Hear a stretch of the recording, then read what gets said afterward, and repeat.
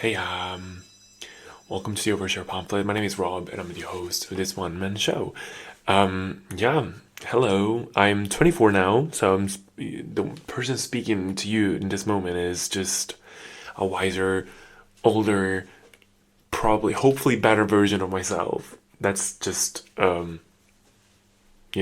wishful thinking, I guess. But damn, yeah. So yeah, as you may have noticed, I haven't put out an episode last Monday, because yeah, my birthday weekend was incredible, but also very, very busy. Didn't have time to record. Didn't have time to actually think about anything to talk about in that sense. I didn't literally physically have any time to just plan anything ahead. So I just, decided, what, that's my birthday. I better just enjoy it. And, I will record something for next week.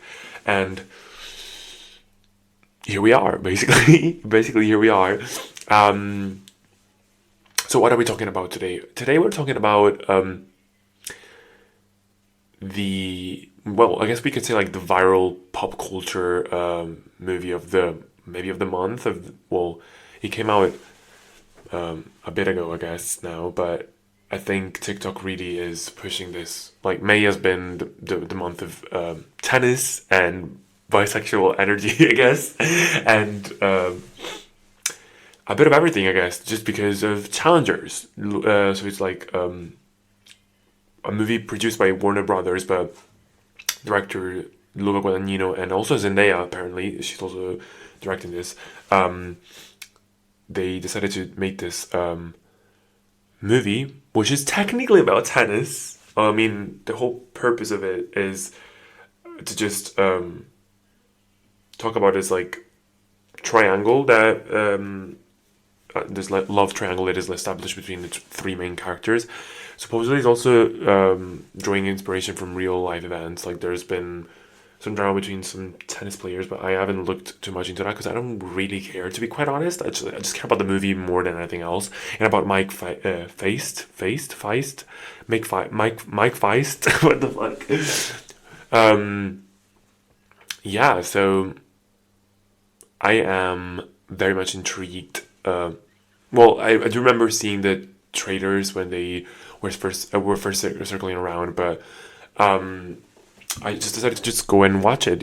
Like everyone was talking about it, and my friends were like also watched it, told me to go and watch it as well. So that's what I did, and I have to say it's probably one of the best movies of the year. But I'll get into that later. First, of course, like we have to get into the songs of the week, which are gonna be more curated than usual because it's been 2 weeks and I've amassed, of course, plenty of songs. But I'm just gonna try and be as like brief as I can. So first of all, um, I want to talk about "Jesus Christ in a Miniskirt" by Meg Smith. This song is so good. Now, first of all, the first time I listened to it, I was like, "Oh my god, this reminds me so much of production wise, I guess, reminds me so much of melodrama, a bit of dancing on my own, um, a bit of that synth 80s pop, which is honestly always doing it for me. So that, like, the production itself is what really intrigued me the most, especially when it explodes in the chorus. Is just so good. But then also the concept of it is just so interesting, and I mean it's just like typical. I would say like a typical topic that we always find in like in pop music, and like not breakup songs, but heartache songs in a sense. Like this girl being in love, Meg Smith is in love with this guy or girl, we don't know, but she is clearly not this guy's type, and she could change everything about herself. She could be even Jesus Christ, and I mean this girl, but you still like he would still want the other girl. So yeah, that's the main concept. But like the Jesus Christ and a miniskirt type of situation is just so funny. Like that's such an interesting, way of putting it. Like I don't know. I guess either this guy's like super into religion, or it's just like she's just trying to convey the message that she could be the most holy and venerable thing in the world in a miniskirt, meaning like, that like sexual connotation as well, like seductive, but also, venerable, you know, object of attraction, I guess. But even if she was the most desirable thing, then basically that's what she's saying. You'd still want this other girl. So, yeah, it's just like, hopeless wishful thinking, I guess.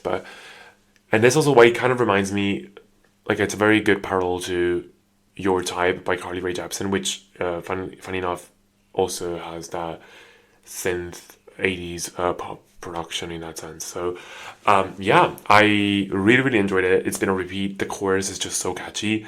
And I just love the lyrics like, I want to kill your dad, I want to kiss your neck, I want to feel your bed, I want to be yours instead.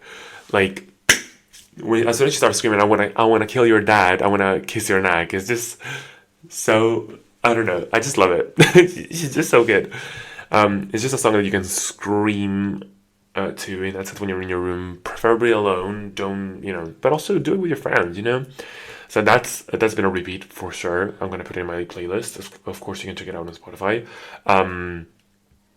Then I want to talk about the other obsession that I've had for the past 2 weeks, which is Supernova by aespa. And this, I'm sorry, but this is just specifically for the people who get it. Like, if you don't get the song, it means that you are just, I don't know, tasteless, I guess. Like, this song is runway music, I would say. Like, it's a perfect song to strut to, I guess, in that sense. And it's just queer heaven, like, the lyrics, of course, are just so funny, because it's just like always any SM song. The lyrics, I just don't really care. Like, they're just, I don't know, whatever. But what really is important here is the production, the singing style, like the delivery, I guess, of the singers. Karina, when she said like body bang, she was like, oh, body bang, bang, bang, bang. I'm like, oh, like, just production. And I think it's produced by Dem Joins, who always works with SM mostly, but also with other artists. But whatever he produces is just so interesting production wise. It's just like so cool. This one specifically is, like, as I said, more strut adjacent in that sense. So it's like very snappy and very, like, fast paced. And what I really love, there are two elements in production I really, really enjoy, and it just like makes the song 10 times more like enjoyable and replayable, in my opinion, are these two specific like elements of the production. Like, one of it is it's very warpy bass in the back. Like, I don't know how to explain it, but it goes like Jesus Christ. But it's like, imagine, it's like, I don't know, it's typical, to be fair, it's like something that typically SM uses anyways, but it's like a warpy type of bass that goes all throughout the song. So it goes that's the oh my god, that sounds so stupid, but that's the vibe. That's the vibe. And then this, on top of this, like, there's this very snappy clap that is like throughout the entire song as well. And then actually there's a third element as well that I really love, which is in the chorus, well, mostly second and third chorus, I believe. This sort of guitar, but like it's distorted guitar, and it's just so cool. The entire song has this, also a bit of this like video gamey, alien-y, I guess, type of vibe, which is like the entire purpose of the song as well. But yeah, it's just good. And also the bridge, when there's that incredible beat switch, and then that synth coming in, that like video gamey sound is just so good. So yeah, I beg you to listen to the song, and if you don't like it, then it's too late for you. You should just abandon the ship and jump off. You're not welcome to this society anymore. You're shunned. Castaway, please do listen to the song and do give it a shot. It's just so fucking good. And also, congratulations to the girls. Drama, the song, is now the I guess like the promotional song for the new season of the Kardashians. This sounds so weird, but it is like that. If you go to Kim Kardashian's profile, I guess on Instagram, you can find the latest trailer for the Kardashians, and Drama by aespa is playing in the back. So yeah, congrats. I guess it's like a big a big step for the girls. We love the song, of course, but also maybe the Kardashians, whoever is producing that, they have taste. Maybe perhaps I've got it all wrong all along, and they were actually visionaries. Either way, listen to Supernova, and yeah. Then on the 17th of my birthday, as I said in my last episode, Billie Eilish dropped her new album, Hit Me Hard and Soft, which is like a 10 track album with songs that are like quite like they are longer than usual tracks. They're like 4 minutes on average, and there's plenty of great tracks there. I thought I was going to do like a full album review for this, but I think I'd rather not do it because the moment has passed in a way. Like I would have done it for my birthday episode, but I'm just gonna drop one song maybe in the playlist, and it's Birds of a Feather. Just love it. It reminds me so much of the Old Billy as well. The chorus is very catchy. I just love it. I mean, I suppose most of these people, most of you guys have an idea of what this album is about. I also love L'amour de ma vie, the album. Those two are my favorite ones, but Birds of a Feather, the chorus is just selling it for me, and the production is just so vibey. I think does it like sample another song like do do do do do? That's a song that I cannot place right now, like the name of it, but I think it might sample that one as well. But I'm not sure. But either way, I'm gonna put that one in the playlist as well. So yeah. Now, oh yeah, I wanna shout out my friend Alex for recommending me the song. It's called Uncle Ace by Blood Orange. We're discussing in a bar. We're talking about challengers, and then randomly also the bar started playing songs that are very much that vibe, like 70s high paced like disco songs,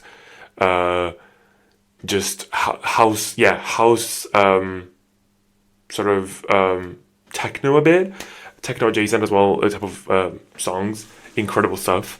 But this she recommended to me and said like this is the song that should have been also on the soundtrack. But cannot agree more. Uncle Ace, go listen to it. It's like if you love that type of like 70s techno house music, then it's your time to shine.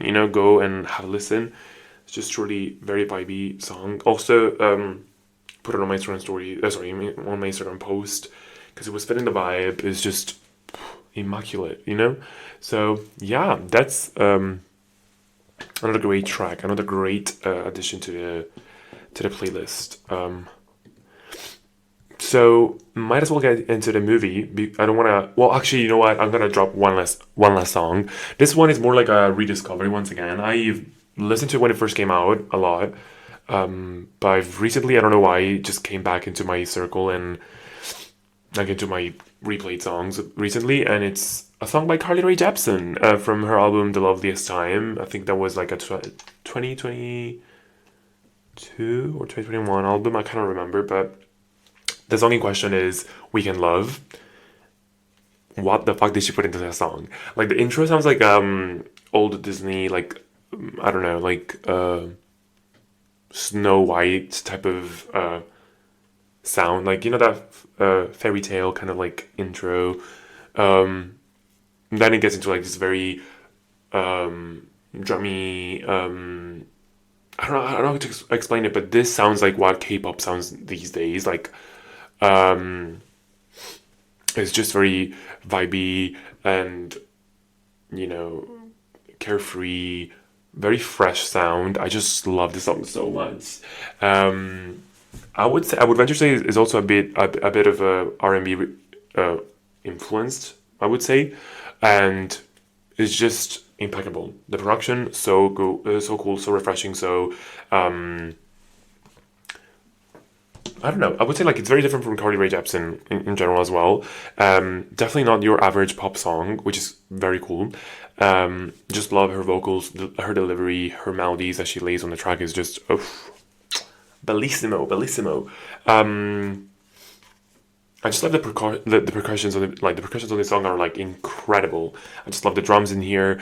Um, just incredible work. This album, I think, in general, like the Loveliest Time, deserves so much more. Like it's so underrated. I think they're like it was truly ahead of its time. Like most of these songs sound like K-pop esque, like nowadays K-pop, like 2020, like New Jeans K-pop, like a bit of that. You know what I mean? So I don't know. If that's your vibe, go check it out, you know? I personally love the song so fucking much. I've been really listening to it. I rediscovered it recently because I was just going through a Carly Rae Jepsen phase again. So I'll put this one in a playlist as well for you guys to check it out. But without further ado, let's get into the actual main topic, which is Challengers. As I was saying, Challengers came out actually, I think it was last month actually. It wasn't released in May, but I think it started getting a lot of attractions. Let me double check. Challengers. Yeah, it started getting a lot of traction in on TikTok, of course. And yeah, it came out like the end of April, like 26th. But yeah, May was the month for Challengers. Everyone was talking about it on TikTok. As that most of my friends also watched it and told me you should definitely see it. And personally, I wanted to see it so bad. Like ever since I saw the first trailers before it came out, I was like, oof, seems like something that I would enjoy personally. Not because there's like, you know, a lot of promiscuity and all that stuff, but genuinely very intriguing. And I have to say I mean, that's a good starting point. The advertisement for this movie, the trailers and everything else, really sort of like sells a different kind of movie, which is not what you actually receive. Like, I don't want to say it's misleading because it's not technically misleading. I can see their vision. I think they were trying to like wow people and like shock people and just intrigue them by the sex type of point of view, because it's like the trailer is mostly about like them hooking up and the threesome and all of that stuff. But what you actually get in the movie is completely different. I mean, there's still a lot of, you know, love triangle vibe situation, but there's not that much. Actually, there's no sex. There are no sex scenes in general. There is a lot of flirtation, a lot of making out, and a lot of that in the first half of the movie. But what the movie's actually about is mostly the emotional connection between these three characters and their sort of like the messy natural evolution of like a triangle love story, in that sense, like a love story that involves three people. So there are some natural tropes in terms of like the usual love triangles. But I would say what this movie does way better is to just include a lot of diversity in it and to explore sometimes very unexplored topics when it comes to love triangles, and which is also the attraction between all of the people involved. So it doesn't have to be like two people chasing. Like usually love triangle stories are about two people chasing the same person, which is definitely part of this movie. But there's also an undertone and like a storyline between the two guys. So there is some sort of attraction there like between the two guys, but also they're both chasing the same girl, which is the character played by Zendaya. But either way, our three main characters are Tashi, Art, and Patrick, right? So the movie itself is based in a lot of like back and forth, like present day and flashbacks to, and it all rotates around, of course, the three of them. So we start off with the actual final match, where the movie actually ends as well, between Patrick and Art. But then we start the more the match progresses, the more like that final match is basically the the only like central portion of the movie. But every time they get to that match, then they flash back to explain to us a bit more of their backstory, which is pretty intriguing. So oh, by the way, like now from now on, I'm gonna talk about spoilers. So if you don't want to listen to that, maybe skip towards the end of this portion when I give my final thoughts. But I'm gonna talk about it because it's been out for quite a while. So now I think I can, talk about the movie in full. But yeah, so basically, we actually find out that Art and Patrick are two best friends who've been very close since they were 12 or something. They've been always been sharing bunk beds and all that stuff, sleeping together. They've been very close friends since the beginning, and they start competing in tennis, both as a duo and also as single players. And then they go to this this tournament, and yeah, as and they win like the boys junior doubles title at the U.S. Open. At that at that event, at that tournament at the U.S. Open, they also, for the first time ever, meet Zendaya. Well, sorry, Tashi, the character played by Zendaya. But yeah, so the three, the two guys are immediately, just by looking at her, immediately hooked. But I think the moment where the way they become hooked and like super interested in her is by watching her play tennis as a solo, and the emotion and the passion and the strength and the talent that she brings in the match really ignites some sort of like interest. Apart from the sexual side, of course, because she's beautiful. Don't get me wrong, she's beautiful, but I think it's a combination of both because all three of them have in common like the passion for tennis, regardless. But it's just a simple like confidence and like the way she plays tennis, which she'll get to explain later about. But yeah, so they see her, and then the two of them decide that they want to meet, talk to her, meet up with her, see what's up. They're clearly interested. They clearly both want to pursue the girl from the get-go, right? But I think what's important to note here is that at the beginning, they're of course very young, two very young people. I think they're at the age of like almost getting into college, and then we get into them getting into college and all that stuff. So it's just like usual youthful situation, like experience where like two guys go after the same girl, they're friends and all that stuff. So they do eventually manage to meet her at the after party or whatever it is. They're mesmerized by her dance moves, and then they start talking to her, and then they go to the beach with her, and that's where she explains to them that for her, tennis is a relationship between the people playing, right? So keep that in mind because this is actually the central thesis of the entire movie. Like, yes, it is a movie about tennis, but tennis, in that sense, involves a strong relationship between the two players. It's a moment where just the two players or whoever is involved, in this case, is a triangle because it's also the person observing, which is in the end of the like at the last match. But it's about tennis, which is also a relationship, So it's about all of it, basically.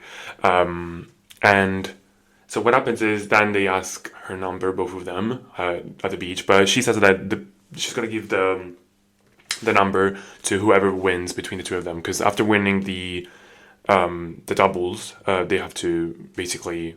Well, they will basically have a match between the two of them to just, basically get to see like who comes on top at the US Open as singles, basically. So it's pretty clear even from the start that Patrick is actually a better player than Art, and so it's pretty like even though they don't show it, then they let us know later on that he of course won that match and he got a number. So then they move to college, but Patrick doesn't go to college. Patrick wants to still pursue tennis. I mean, they all want to pursue tennis, but Art and Tashi want to actually get to college, and then after college they want to get back to tennis, while Patrick just wants to keep on going and avoid the responsibility of working and all that stuff. So yeah, they sort of separate ways in that sense, but they're still very much linked because, well, Tashi now is dating Patrick because he won that match and she got his number and all that stuff. But Art and Tashi are in the same uni. Just yeah, just for context, basically. So yeah, the this like trio. Well, before actually, sorry, I forgot about the important part. Before they actually move to to college, and before he actually wins, like Patrick wins the match, they have an encounter in their hotel room in Patrick and Art's room. She goes there and they have some sort of like how would you even call it? Like it's a makeout session between three people though. Like all three of them are partaking in it, and it seems that what she really enjoys more than like either of them like singularly is the fact that they were both chasing her in a way, but also I think she personally with this is like my interpretation as well, is that she enjoys when the two of them are also passionately involved with each other. So we find out in this like bedroom scene that they have had some like, you know, some queer experiences between the two of them, and there is some sort of like unfinished, untouched, and undiscovered, you know, relationship between the two of them. Like they never fully explored it. Who knows why? Maybe they were both shy about it. I don't know, but it seems that they both have some sort of attraction also between the two of them, and they deeply, of course, care about each other because they're very long friends. But also there is that sexual tension between the two guys as well. So, but it seems that here's the thing: Tashi doesn't really mind the fact that they are also entangled in some type of way. She does say even there that she doesn't want to be a homewrecker, but guess what? The girl is going to be a homewrecker regardless because she's gonna get involved. So yeah. So then they have this like triple make out, and then she pushes back herself, and she just observes the two of them on making out basically, but they are not aware of it until she makes them aware of it. If that makes any sense, she clears her throat and they're like, oh, we're actually making out just the two of us. She's no longer here with us. But anyway, it seems like she is really turned on by that. Or she's really intrigued by that. So yeah, that's a very important element, I guess. But yeah, when they go to college, basically, Art becomes slightly jealous of Patrick in a way because he's dating her, and Art, I guess, like also would have loved to have a fair shot at it, but of course he wasn't good enough to beat him, and so he tries to put some fake rumors between the two of them that that Patrick is seeing someone else or like he's not interested in her and vice versa and all that stuff. So he tries to spread some lies, but I don't think ultimately that's what leads to the breaking point between Patrick and Tashi at that stage, because then they do have a fight, and I would say the fight is mostly ignited by Tashi herself, because she does say while they're making out, which is very weird to me, they're in bed and all that stuff, Patrick and Tashi are talking, and while they're at it, she keeps on mentioning Art, and she keeps on talking about tennis, and he says, can we just not talk about tennis? And as soon as he says that, she gets turned off or something. In my opinion, she's like tennis sexual, if that's even a thing, but she just loves to... I think the bottom point is she loves the competition. She's in love with that aspect of it. She's so turned on by all of it, both in tennis and out of tennis, that she doesn't really care about the singular people themselves. I think she likes the game itself and as she says, the relationship that is formed in the game, in that sense, in the challenge and in the competition. So they have a major fight. He says to her that he's not a fan, he's not that she doesn't see him as her peer, but just as one of her loyal fans. And he says I'm not your fan, and she says, oh, you're not a fan of me, and it's all very interesting. He brings out a very good point that basically she is very controlling, and she would love to have just someone who's completely loyal to her and just says what she said, like just does what she says, basically, right? So they have a major fight. He walks off. She goes to practice. No, she goes to a match in uni, like at Stanford, and Art is there observing. Technically, Patrick should be there, but he doesn't go there because just had a fight, and because of the tension, I guess, that was created after the fight, she also injures herself very badly, so badly that she cannot recover properly and she can no longer basically go back to tennis. So in that moment, all of Tashi's potential and dreams and everything else goes to the bin. And it's a very heartbreaking moment. That's the only moment where I feel like some sort of empathy towards Tashi, if I have to be completely honest. But so yeah, there's that very heartbreaking scene where like you just she has to come to terms with it, and that she's no longer going to be actively pursuing her dream. But that's also the origin point for her messed up way of thinking, I think, in my opinion. She decides that then if she cannot no longer pursue her dream, then she's gonna get entangled with one or two boys and make them achieve her dreams in that sense. So she's gonna work behind the scenes as a trainer, as a co-pilot, I guess, and she's gonna do whatever it takes to bring to make her boyfriend or whatever it is, however she views it, however she views this relationship. I don't even know at this point, to be fair, but yeah, she's gonna basically place all of her dreams into another person's path in that sense. So, and that's what she does. So as soon as the match is over, Art takes care of her, and she sort of shuns she realizes that Patrick, as much as she loves the passion that he brings, and she sees the raw talent in Patrick, she also realizes that he's not going to be easily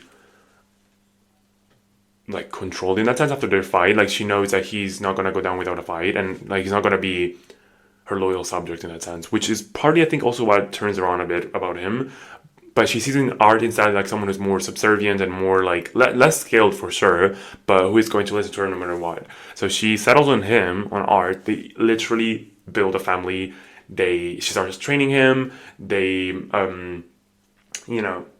years go by, and he becomes a very good player, but not an exceptional player. And the more this thing goes ahead, and the more they get married and all that stuff, the more, I guess, the toxic relationship evolves in that sense between the two of them. Art is clearly in love with her. He clearly loves her to the moon and back. But I think, as I said before, she doesn't really care. She doesn't really care about the individual.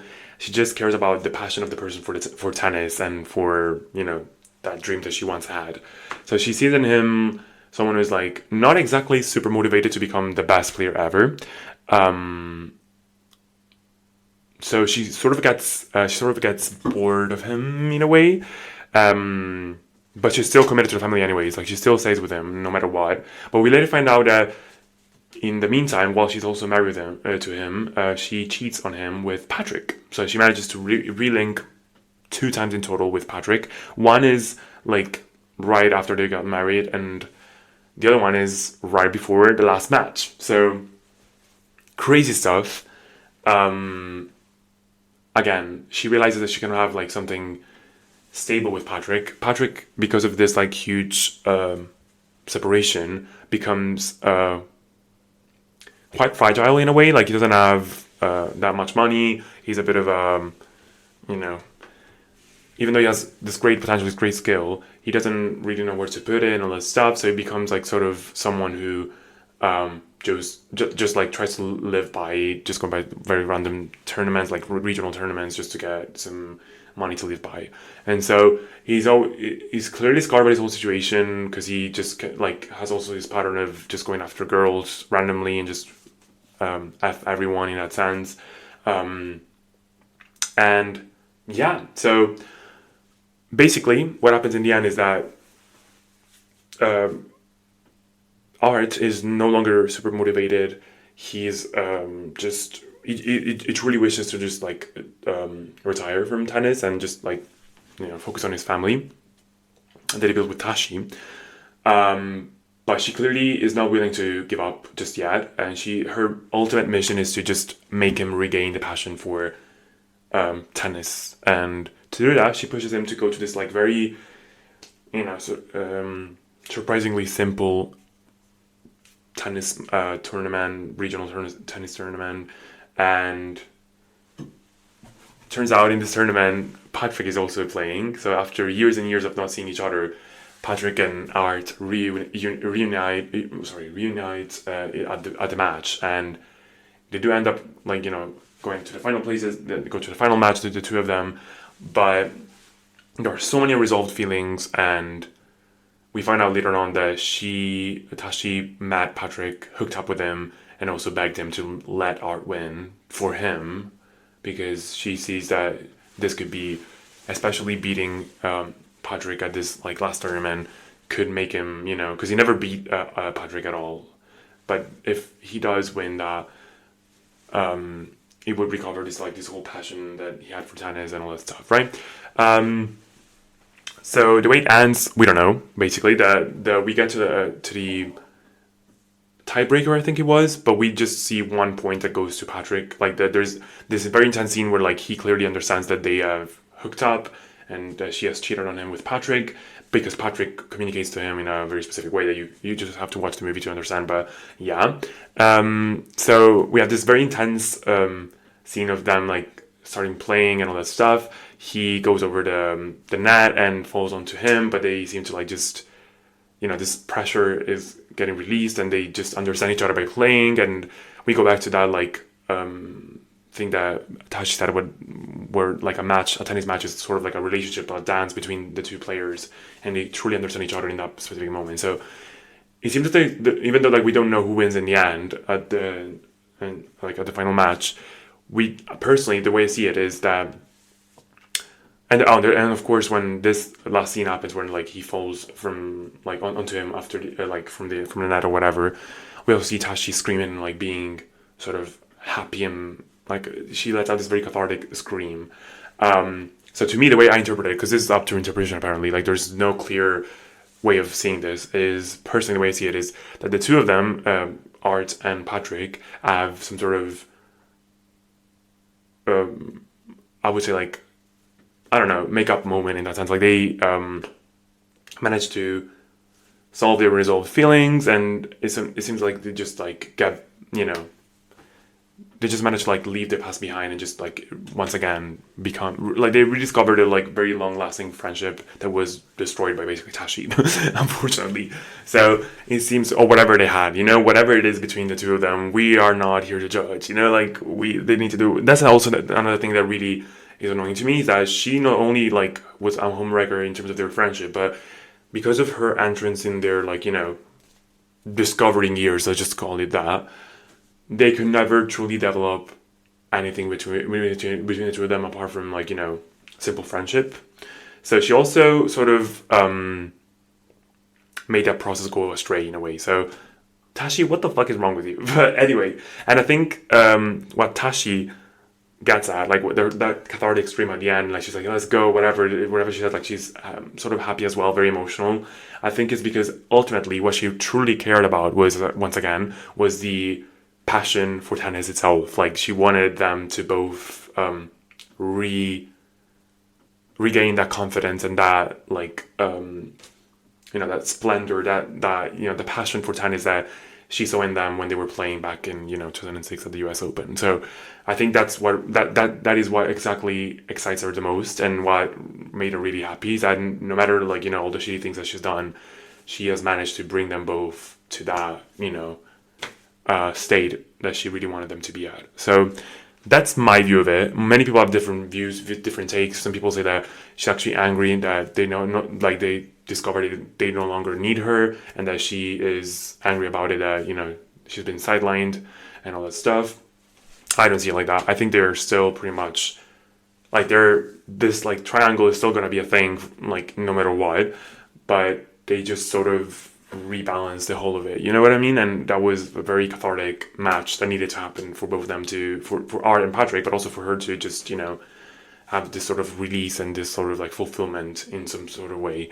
So yeah, a very interesting movie. I would say there's a lot to unpack, to be fair.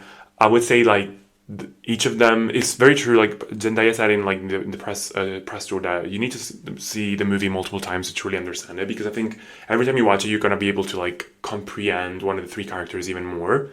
And I do definitely think that multiple viewings are gonna, allow you to just get into that even more. I personally cannot wait to see it again. I just want to watch it over and over again. It's one of those movies that I'm like so obsessed with. So yeah, I think Zendaya Tashi basically is one of those very difficult characters to care for in a way, because she does so many like annoying things that you're gonna be like, why did you do that? Like, why is your ego so fucking big? Why do you care so much about that? Why are you such a, you know, homewrecker? But also you understand that she is from a very poor family. She doesn't have that. She's the only shot that her family has at, escaping poverty and, making a name for themselves. And when she has that fatal injury in a way, she realizes that she no longer has any other way of doing it apart from attaching herself to someone else. So I sort of understand that, but also what are your moral values? You know what I mean? You could have done that either way with someone who's not actually romantically involved with you. That's just what I'm saying. You know what I mean? Like she could have been a professional trainer for another big name without necessarily having to fuck them. And yeah, Patrick and Art. I personally empathize a lot with both of them, to be fair, because there's a lot of I'd say that unrecreated love between the two of them. There's a lot of very cute scenes between the two of them. There's a lot of like also there's a big theme of like homoerotic sports in that sense, like the homoerotic character of sports, especially male competitions and all that stuff. But also, truly, the two of them have such a genuine and beautiful relationship, and it's such a shame that they couldn't explore it even more because of that home wrecker. But yeah, so Patrick, who put himself on the line at first with her, and he realized that she is sort of like a shitty person as well, as much as he is, because he also clearly doesn't give a shit about just destroying a marriage, but whatever. He does realize that she's a very weird person, and he unfortunately is scarred very badly, and like has his whole future ruined because of that. Like that relationship really fucked him up for good. And Art, on the other hand, was like always never like he's always never been like he's always liked tennis, but he's never been that interested in it to become like the biggest and the best, whatever. He doesn't have that drive, and he always realized that he doesn't have the better skills, but he's just like madly in love with this girl as well. And he's sort of like the second choice. It's just not nice to be a second choice ever, to be fair. So I empathize with him a lot, quite a lot. And yeah, so very interesting movie. I therefore urge you to go and watch it. Please do. Please also pay attention to that one incredible moment is just like an incredible element of the movie is the soundtrack. I'm sure you've seen plenty of TikToks online on how the soundtrack slaps, because it is very techno house 70s sort of soundtrack. Is just incredible stuff. Just the way it's sparse throughout the entire movie is just outstanding. It's just so cool. It pumps you up a lot. It complements the movie so much. The very intense moments and like the high passion of the match and the competition, all this stuff is just incredible. Just cool stuff. But yeah. So I would say this probably is one of my favorite movies of the year, if I have to be honest. It's just because like it's so complex and there's so many sides to it, the story, and it's just done so well. The writing is incredible. There are so many callbacks to earlier conversations and earlier scenes. Just have to watch it to see it, but just incredible writing, incredible directing. I love the cinematography as well. Just cool stuff. I just cannot ask for more. And just the acting was also incredible. I just have to say I'm a big Mike fan of this. Like from now on, I think it's Mike Faist. I don't want to butcher his surname, but I'm sold. And before I log off, actually, I just want to say, ever since I watched that movie, I'm like, I'm also reading in the meantime A Little Life, a book. Please go and look it up. But I cannot help myself but think that Mike Faist should be Jude. from A Little Life. He needs to, if they ever, please do that. If they ever try to like put like, you know, make a live action of that book, like a movie based on that book, he needs to play Jude. I don't fucking care. He fits the character so fucking well. Aesthetically, the acting could work so well. I can just see it. So, yeah, but yeah, these are my last thoughts. You know, this is just, you know, an incredible episode, honestly. I'm glad that I managed to talk about this movie because it's just that good. It's just that good. I just want to see it. It was in my bucket list. So, yeah, I can just, you know, the only thing I can do now is just hope that you guys go and watch it and follow my advice because I don't recommend any bad shit ever. You know, I'm just that girl, that reviewer. Either way, I hope you have a great week ahead of you guys. Just enjoy the rest of your week, and I'll see you next week. Yeah, bye.